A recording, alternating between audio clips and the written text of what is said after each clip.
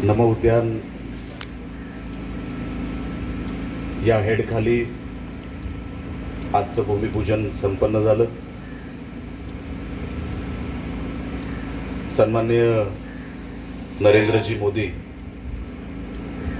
साहेबांचा 75वा वाढदिवस आणि एक संकल्पना सन्माननीय उपमुख्यमंत्री एकनाथ साहेब शिंदे ही महाराष्ट्रभर राबवली आणि त्याच संकल्पनेचा एक भाग म्हणून आज आपण इथे भूमिपूजनाच्या कार्यक्रमासाठी सगळे इकडे एकत्रित झालेलो आहोत. 1 कोटी निधी या उद्यानासाठी महाराष्ट्र शासनाने आपल्याला दिलेला आहे. पहिलं पारितोषिक 5 कोटीचं आहे, दुसरं 3 कोटीचं आहे आणि तिसरं 1 कोटीचं आहे. नगराध्यक्षांच्या आणि सीओ साहेबांच्या भाषणानंतर मला त्यांना एवढीच विनंती करायची आहे की काही करून ते 5 कोटी आपल्याला मिळाले पाहिजे. ते मला माहीत नाही कसं कराल, ते कारण ऐकून घ्यायची सवय नाही आपल्याला. नगराध्यक्ष मॅडम त्यांच्या मनोगतात बोलले, तिघांपैकी एक, अजिबात नाही, एकच. ते पहिल्या क्रमांकाचं बक्षीस आपल्याला पाहिजे. सीओ साहेब, आपण या विषयाची दखल घ्यावी आणि ते 5 कोटी रुपये आपल्याला कसे मिळतील त्यासाठी जे काय मेंटेनन्स करावं लागेल तो आपल्याला करावंच लागेल. त्यासाठी मी तुम्हाला शुभेच्छा देतो. मी विशेष आभार सन्माननीय सिंधुदुर्ग जिल्ह्याचे पालकमंत्री श्री नितेश राणे यांचेही मानतो. आज खरं तर ते या कार्यक्रमाला येणार होते पण काही कारणाने येऊ शकले नाहीत. हे नमो उद्यान कुडाळमध्ये व्हावं यासाठी सन्माननीय नितेश राणे यांनी विशेष प्रयत्न केले. त्यासाठी मी मनापासून त्यांचे आभार व्यक्त करतो.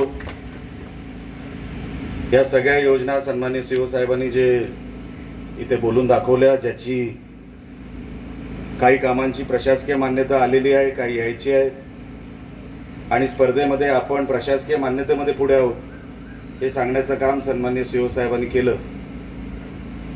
साहेब, मी विकास कामांमध्ये कधीच समाधानी असणारा माणूस नसतो. विकास कामं, प्रशासकीय मान्यता, नमो उद्यान आणि बाकीच्या या हेडखाली तुम्ही कामं सांगितली, मग तो STB प्लांट असू दे, नळपाणी योजना असू दे, घनकचऱ्याचा प्रकल्प असू दे, नगरोत्थानचा निधी, DPDCचा निधी, आता MIDCने आपल्याला शहराच्या आजूबाजूचा जो काय रस्त्याचा भाग आहे जो आपल्याला पिंगुळीच्या दिशेने घेऊन जातो आणि MIDCचे अंतर्गत रस्ते, या सगळ्या हेडखाली आपल्याला मोठ्या प्रमाणामध्ये कधी मिळाले नव्हते तेवढे पैसे आपल्याला मिळालेले. आता आपण मच्छिंद्र कांबळी सभागृहासाठी 15 कोटी रुपये नगरविकास खात्यातून घेतोय. तेही लवकरात लवकर त्या जागेच्या अडचणीमुळे ज्या गोष्टी थांबल्या होत्या त्या पण आता सुटलेल्या आहेत. नगरपंचायतीची इमारत, त्याच्यासाठी 5 कोटी रुपये आपल्याकडे आलेले आहेत. उर्वरित पैसे आपल्याला जे लागणार आहेत तीही तरतूद आपल्याला लवकरात लवकर मी करून देईन. आपण हे सगळे पैसे नागरिकांना सांगत असताना सीओ साहेब आणि नगराध्यक्ष मॅडम, आपल्याकडून या शहराच्या फार अपेक्षा आहेत, नगरसेवकांकडून फार मोठ्या अपेक्षा आहेत. आता निवडणुका संपलेल्या आहेत. 3 वर्षामध्ये कुठलीच निवडणूक नाही, लागलीच तर आता कुडाळ 1 वर्षामध्ये लागेल. आता आपण कारणं सांगून होणार नाही, आपसात भांडणं करून होणार नाही, कोणाकोणाचं पटत नाही ते सांगून होणार नाही. फार कष्टाने ही नगरपंचायत आपण सत्तेमध्ये आणलेली आहे. त्या स्तराचं, त्या स्टँडर्डचं काम आपल्याकडून व्हावं म्हणून आपल्याला त्या खुर्चीवर बसवलेलं आहे. कामामध्ये मॅच्युरिटी पाहिजे. आपण एका पदावर गेल्यानंतर कुठल्या दर्जाचं काम आपल्या हातातून घडावं हे आपण पदावर गेल्यानंतर ठरवायचं असतं. आपल्याकडून कधीच कुठली चूक होता कामा नाही. आपल्याकडून स्टँडर्डचीच कामं झाली पाहिजे.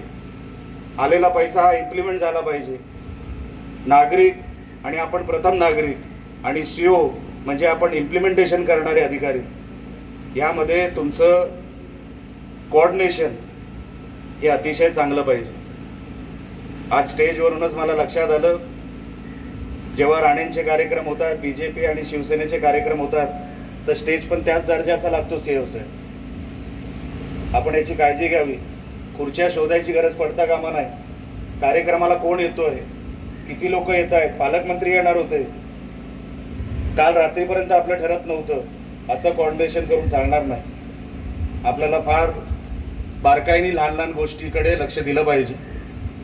राज्य सरकारचा निधी असू दे, जिल्हा नियोजनाचा निधी असू दे, फार कष्टाने आम्ही आणतो साहेब, फार कष्टाने आम्ही आणतो.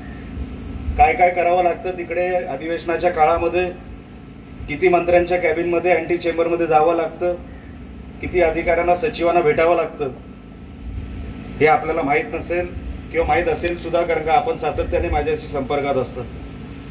अनेक कामं पुण्यामध्ये अजूनही रखडली गेली आहे. आपलं 21व्या शतकातलं शहर, मी सातत्याने माझ्या मनोगतामध्ये, जेव्हा आमदार नसताना खासदारकीला 2 वेळा पडताना मी एवढंच सांगत आलेलो आहे की आपल्याला हे 21व्या शतकातलं शहर दिसलं पाहिजे. त्याच्यासाठी आपल्याला काय केलं पाहिजे, त्याच्यासाठी आपल्याला कुठल्या स्तरावर पाठपुरावा केला पाहिजे. नुसतं आज कार्यक्रमाला आलो म्हणून तुम्ही काही 4 गोष्टी माझ्या कानावर घातल्या, त्याच्याने कोऑर्डिनेशन होणार नाही. आज मी लोकप्रतिनिधी आहे, माझ्यावर जबाबदारी आहे. मला 1 कोटीचा निधी मिळाला, 5 कोटीचं पारितोषिक मिळालं म्हणून समाधान मानणारा मी व्यक्ती नाही. मला अजून पाहिजे या शहरासाठी काय. माझं शहर हे सुंदर दिसलं पाहिजे, दर्जेदार दिसलं पाहिजे. नागरिकांनी सांगितलं पाहिजे की तुम्ही जे सांगितलं होतं, तुमच्या सगळ्या नगरसेवकांनी जे शब्द दिले होते ते तुम्ही अंमलात आणलं, तुम्ही सातत्यात आणलं, तुम्ही सत्यात आणलं, त्याबद्दल तुमचं अभिनंदन. हे लोकांनी आमचं केलं पाहिजे. त्या गोष्टीची, त्या दिवसाची मी वाट बघतोय. हे उद्यानं होणारच आहेत.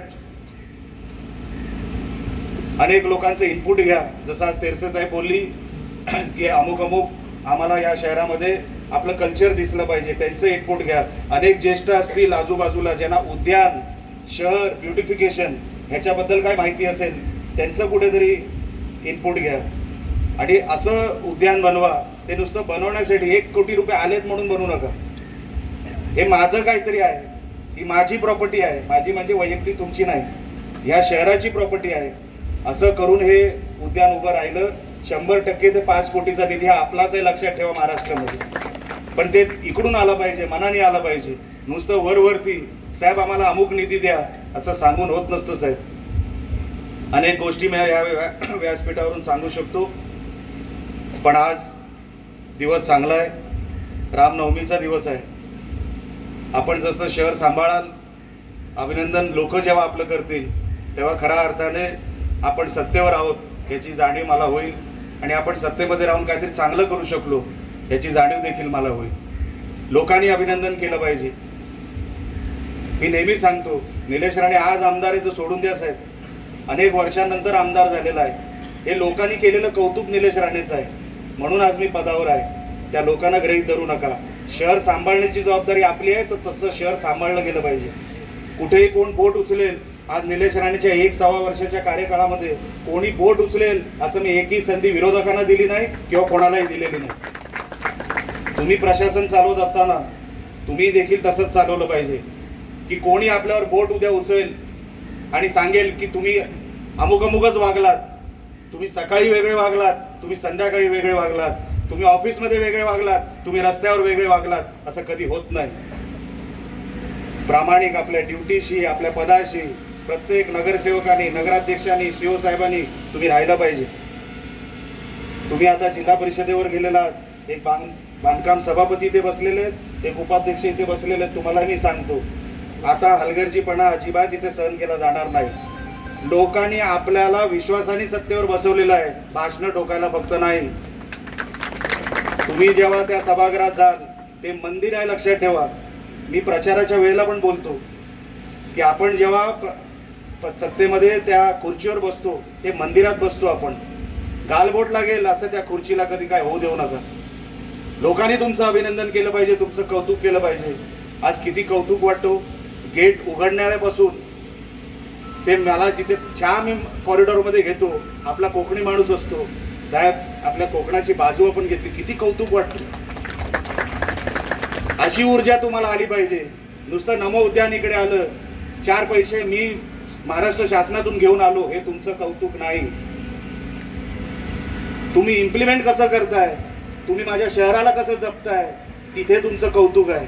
त्या कौतुकाचं पाठलाग करा. नुसतं पैसे आले म्हणून माझं काम झालं, तुमचं काम अजिबात झालेलं नाही. माझं लक्ष आहे. मी अनेक गोष्टी या व्यासपीठावरून आज बोलणार नाही. अनेकांना वाटेल माझं दुर्लक्ष झालेलं, पण अजिबात नाही. मी काही लोकांना संधी देतो, वेळेची वाट बघतो आणि वेळ आल्यानंतरच सांगतो की इकडे तुम्ही चुकलात, आता चूक दुरुस्त करायची जबाबदारी तुमच्यावर आहे. नाहीतर रांग मोठी आहे. आपल्याकडे काय रांग मोठी आहे? व्यासपीठच बघा. खुर्च्यांसाठी किती धडपड झाली, म्हणजे नगरपालिकेला किती धडपड होणार आहे. कोणी आरामात कामं करू नका. प्रत्येक मिनिट महत्वाचा असतो. सत्ताधारी पक्षातल्या नगरसेवकांचा, आमदारांचा, खासदारांचा प्रत्येक मिनिट महत्वाचा असतो आणि तो लोकांसाठीच अर्पण करायचा असतो. तो मग स्वतःसाठी नसतो. स्वतःसाठी अजिबात नसतो. कार्यक्रम दर्जेदार होऊ द्या, तुमच्याकडून काम दर्जेदार होऊ द्या.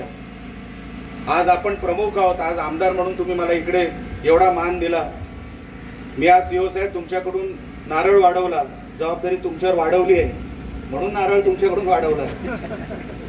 तुमच्यावर जो माझा डोळा आहे, तुमच्यावर डोळा म्हणजे तसा डोळा नाही, माझी नजर आहे तुमच्यावर. अजिबात नाही. काही गोष्टी आहेत ते तुम्हाला मी खाजगीत सांगेन, पण साहेब शहर हे माझं साफसुथरं दिसलं पाहिजे, सुंदर दिसलं पाहिजे, दर्जेदार दिसलं पाहिजे. याच्यासाठी आपण सगळ्यांनी मिळून मदत करूया. तुमचे सगळे अधिकारी ज्यांनी या कार्यक्रमासाठी मदत केली, ज्यांनी प्रशासकीय मान्यता मिळवण्यासाठी मदत केली, त्या सगळ्यांचे मी आभार व्यक्त करतो. पण नुसतं आभार व्यक्त करून थांबणार नाही, तर आपल्याला अजून भरपूर कामं करायचे. सगळ्यांना एकत्र घ्या. नगराध्यक्ष मॅडम, सगळ्यांना एकत्र घ्या. तुम्हाला टीम मेंबर, टीम लीडर म्हणून इकडे बसवलेलं आहे. आपला अधिकार आहे म्हणून नाही. आज तुम्ही बसलेला आहात तर सगळ्यांना तुम्हाला शिरसाटांना धरून, कुठे ते शिरसाट आहे बघा, यांना धरून लोकांनी त्यांनाही निवडून दिलेलं आहे. त्यांच्याही कुठल्या अडीअडचणी असतील, त्यांची कुठली कामं असतील, आणि बीजेपी तर आपलाच पक्ष आहे. अजिबात नाही. कुठेही त्याच्यामध्ये तडजोड होता कामा नाही. जो निधीचा वाटप आपल्याला होतो तसाच निधीचा वाटप प्रत्येक नगरसेवकाला झाला पाहिजे, एवढं आपण लक्षात ठेवा. कुठेही कमी जास्त होऊ देऊ नका, तक्रारी येऊ देऊ नका. शेवटचे काही महिने आहेत पुढची निवडणूक लागायला, तर त्याच्यासाठी आपण दिवस रात्र मेहनत करावी. या शहराला जपावं. ज्येष्ठांनी, तरुणांनी सांगितलं पाहिजे काय शहर तुमच्या हातात दिलं आणि तुम्ही काय शहर आहे आम्हाला परत दिलं. तेवढं कौतुक लोकांकडून झालं पाहिजे. आणि तशी निवडणूक जर आपण आपल्या नजरेसमोर ठेवली, असा लोकांचं समाधान आपण जर नजरेसमोर ठेवला, तरच हे सगळं शक्य आहे. एवढीच विनंती करण्यासाठी आज मी इथे माझ्या मनोगतासाठी उठलो. फार गरम होतंय, जास्त वेळ आपला घेणार नाही. अगोदरच सांगितलं होतं. परत एकदा मी आपल्या सगळ्यांचे आभार व्यक्त करतो. सगळ्या अधिकारी वर्गाला आणि आमच्या नगरसेवकांचे आभार व्यक्त करतो. आपण सगळे इथे आलात. ताई अनेक दिवसांनी मला बोलल्यात, मला व्यासपीठावर त्यांनी बघितलं. ताई माझी तर इच्छा असते, तुम्हीच बोलवायचं बंद केलेलं आहे. तुम्ही बोलवायला सुरुवात करा. तुम्ही बघा एका तासामध्ये तुम्ही जिथे बोलवाल तिथे पोहोचतो का नाही निलेश राणे. तुम्ही बोलवायला सुरुवात करा. 100% मी तुमचा भाऊ आहे आणि मरेपर्यंत तुमचा भाऊ राहणार, एवढा या व्यासपीठावरून सांगतो. आपण सगळे आलात. आमच्या सगळ्या या टीमला मी मनापासून त्यांना शुभेच्छा देतो, अभिनंदन करतो. पुढच्या वाटचालीसाठी हार्दिक शुभेच्छा. जय हिंद, जय महाराष्ट्र.